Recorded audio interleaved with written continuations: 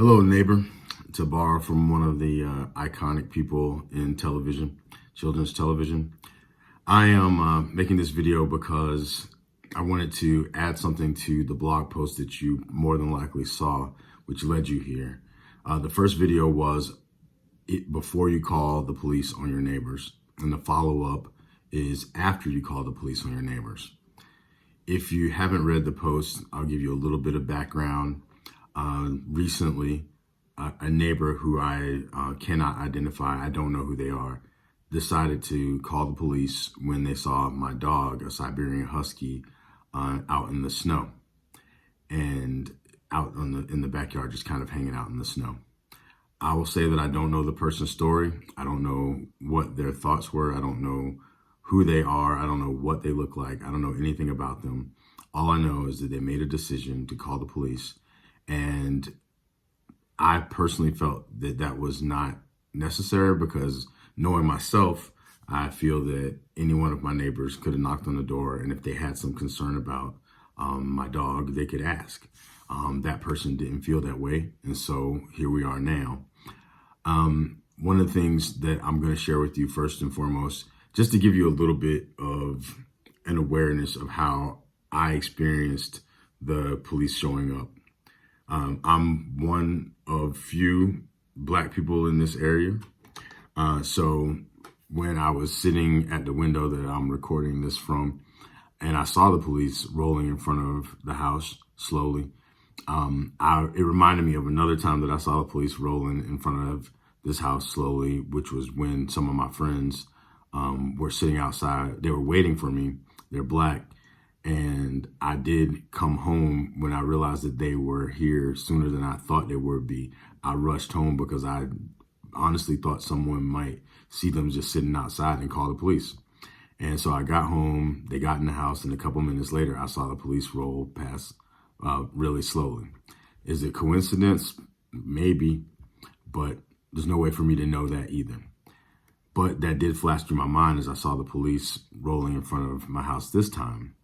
And then they passed my house, and my initial feeling was one of relief, even though I knew I hadn't done anything. And I was on the phone with a friend at the time, and I let him know that the police were rolling in front of my house slowly. They stopped at close to the corner, and then they got out of the vehicle, and then I was watching them, and I looked out the window, and I saw an arm point at my house. And then I thought, okay, they're coming to my house. And because I didn't know the context, I didn't know why they were coming to my house, I just started to be in wonder, let's say, about why they were coming. And I could only think that someone said something, that some Black person was somewhere doing something. And they said, I know where the Black guy lives. The Black guy lives right there. And now they're pointing at my house. Because I had no frame of reference of why the police were coming to my house. I hadn't even left the house all day long, as most of us haven't left the house very much in this season. So they came up, and then they touched the hood of my car. And again, because I didn't know the context, I thought, why are they touching the hood of my car? Maybe someone said, I saw a Black guy drive into this neighborhood, and they said, oh, and I know where a Black guy lives. And they were just touching my hood because they were trying to, figure out if whoever they were looking for had driven away from something. I had no idea. So I watched them come up to the doorbell and ring it. And I have a camera doorbell, but I was watching them anyway, out the window. And then I went to answer it, and they were not standing immediately in front of the door. And so they weren't visible when I opened the door. Then I looked over and said, hello. And we had a conversation. They told me that someone was concerned about my dog. And we ended up having a conversation. They talked to my wife a little bit. They were courteous. And we explained to them our dog's nature, that she likes to be out in the snow and things like that. They took our information and said they would, if anyone ever called again, they would inform the person. Now, as far as I know, as I said, I have no idea who the person is. I do know that they're not many black people around here. So the question is, well, is this a race issue? That's one of the questions. And I can honestly say I don't know. And I can't make that assumption. What I can say is it's a neighborly issue. It's an issue of us not being able to muster up the courage to knock on a person's door and just ask a question. It's the issue of us polarizing ourselves across so many lines that you can't even name them all, and to choose to be in situations where we only want to talk to people who think like us, maybe look like us, or any other limiting expression of humanity, when we have a diverse pool of people to know, to learn from, to grow with, things like that. So when I first had this experience, I have been black all my life, as I say, so I waited. How should I respond? What should I do? And I almost was going to just let it go. And the blog, Before You Call the Police on Your Neighbors, explains why I decided to say something. So you can go back and look at that. I do know that in this context, what I did share, how I did respond, I think it connected with a lot of people. I put in effort to ensure that it did. And I also know that there'll be a lot of people who have been on the receiving end of unwarranted police interactions who may feel trauma or other things that come up. And other people don't know what that's like if you don't live from that experience. And so I'm choosing to put this out here after some reflection and some conversation with other folks, in the effort to contribute to a deeper conversation about how to be neighborly, how to engage people who are different than you, how to know when to call the police and when not. Because the police officers that I've spoken to, both in a professional capacity as well as just talking to because I knew them or something like that, don't like some of the calls that they get. And it's actually unfair to them as well. And also it can contribute to initially benign interactions that can become tense because of a lot of factors. And race, yes, is one of them. And so I think that it's important for us to pay attention to our motivations, to ask ourselves some serious questions about, why we do what we do, what our responses are, and what's the appropriate way, or how can we learn other ways of engaging when we have questions or concerns. So I'm going to share a practice with you real quickly. It's something called communicating above the line.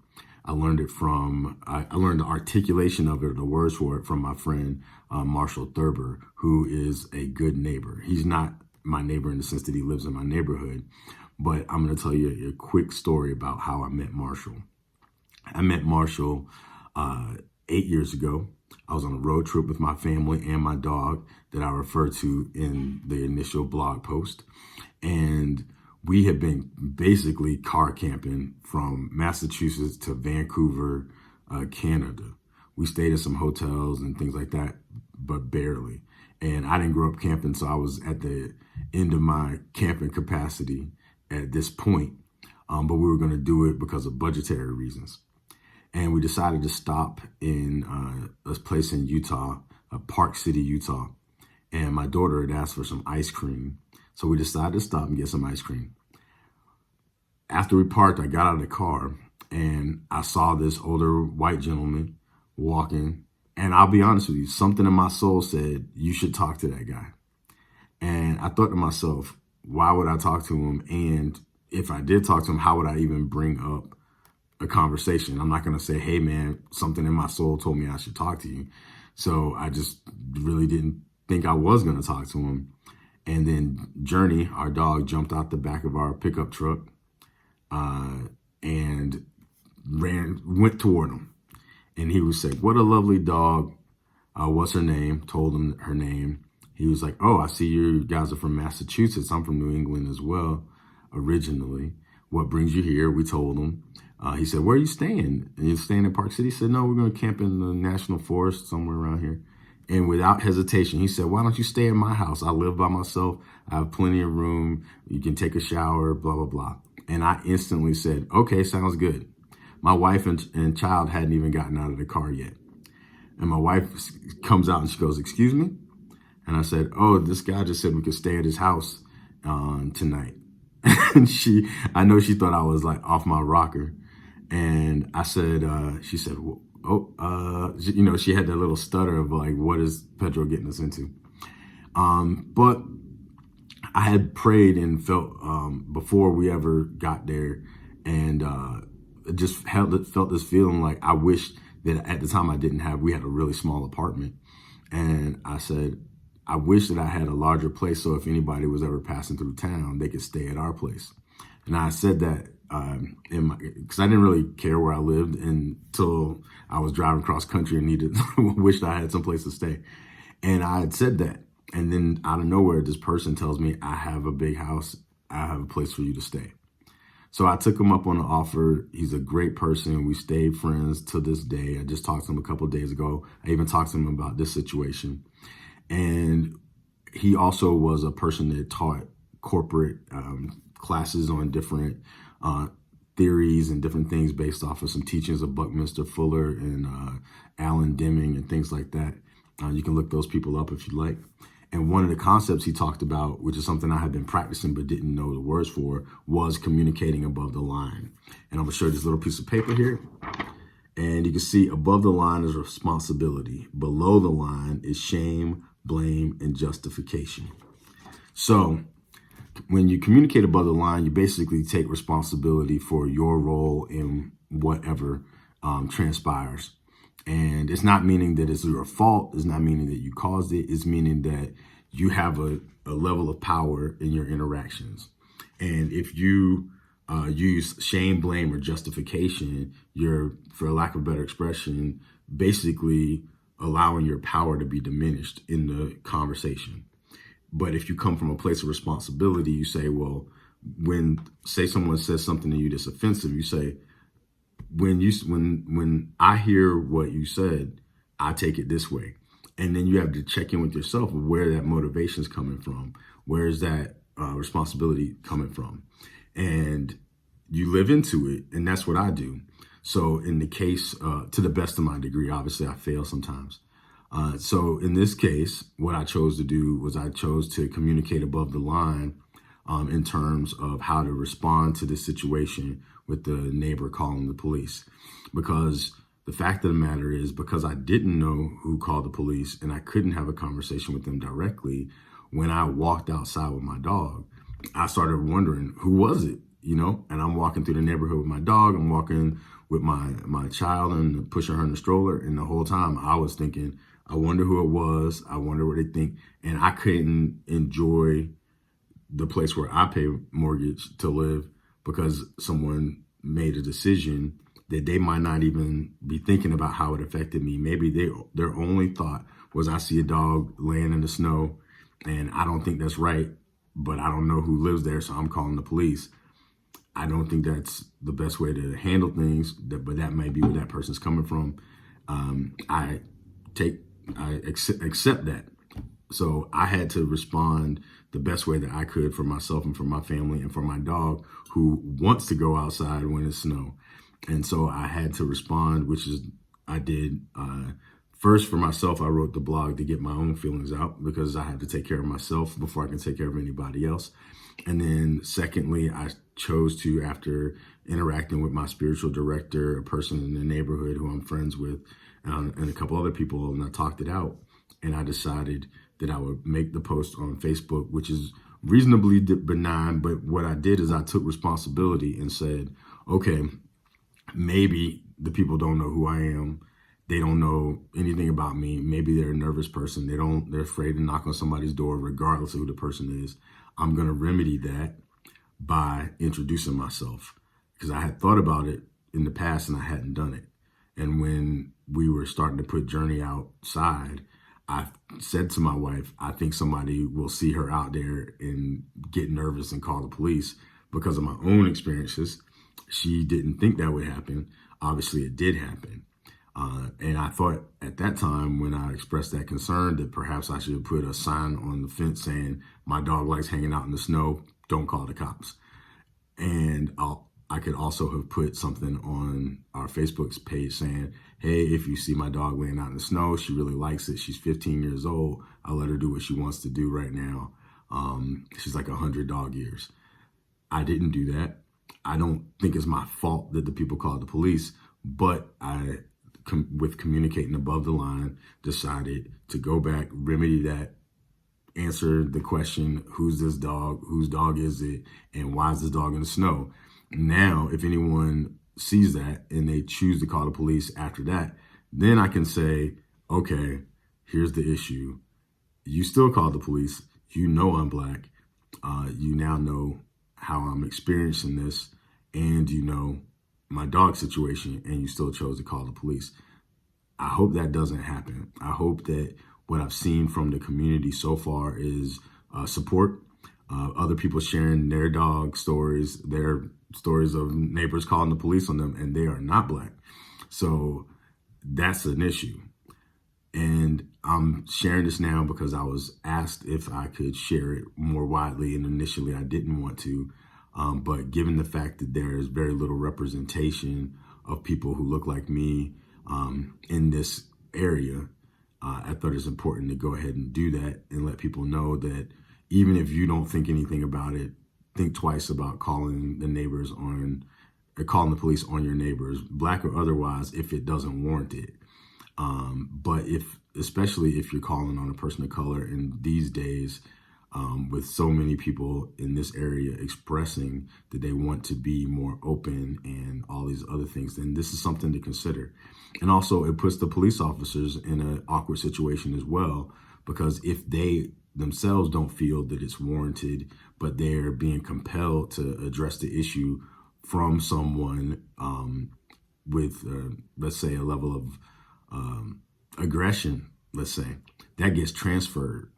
And so I think it's important in communicating above the line to call that out, and at the same time call people forward to say, we can do better than that. We can learn to communicate with one another. We can foster neighborliness and create communities where any person who wants to be able to enjoy where they live and to live in a place that's safe for them. And I just don't mean safe in the general sense, but safe in the sense that you're an openness, a sense of openness. We can foster that, but it's going to take intentionality. It's going to take communication. It's going to take deep conversation. And I want to be a part of that for the sake of my family, my tradition that I practice as well, which says that loving my neighbor is right up there with loving my Creator. And that's pretty much it. So my hope is that you heard this clearly. If you didn't and you take offense, maybe you want to look at your motivations. Otherwise, I think that there's a lot of opportunities out there to learn in these days. There's lots of books you can read. There's lots of things you can do to gain some perspective. I've tried to offer some of that. It's not complete. It's just something. And I will say that the way that I handle it is not the only way to handle it. That sometimes people have to express their frustration in ways that you might not feel comfortable with, but they're expressing that out of their discomfort. And so it's not,